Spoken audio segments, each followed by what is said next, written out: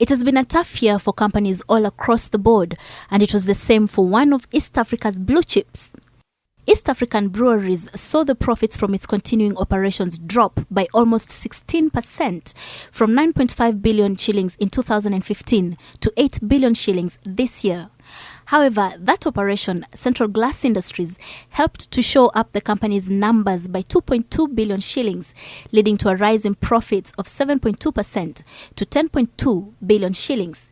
CGI has since been sold. The crackdown on illicit brew last year not only took down some dangerous concoctions, but also some non-illicit brews such as Tusker.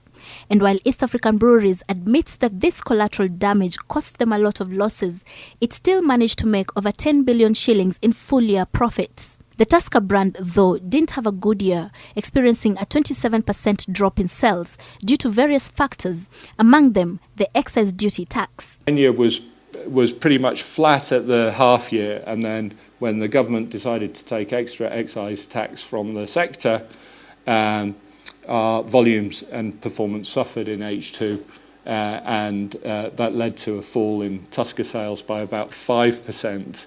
EABL was also aided by its brands targeted at the lower income earners. While Tusker took a beating, Senator posted a 134% growth in sales due to a 90% tax cut on beers made using locally sourced sorghum, cassava or millet. What helped us was the Senator. Since the tax remission earlier on in the late last year, F15, we tripled the sales of Senator.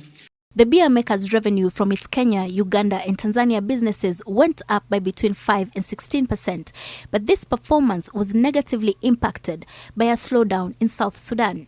The developments in that market have been adequately chronicled. I don't need to say any more. Suffice to say that following all that, we've lost most of our business in that market. In a similar period last year, after-tax profits grew by 40% to 9.6 billion shillings, a jump attributed to the sale of land at EABL's Ruaraka headquarters and cost-cutting measures. The company announced its results at a time when it is going through some boardroom changes, with Charles Ireland resigning as Group MD and replaced by Andrew Cowan. Zainab Wandati, NTV.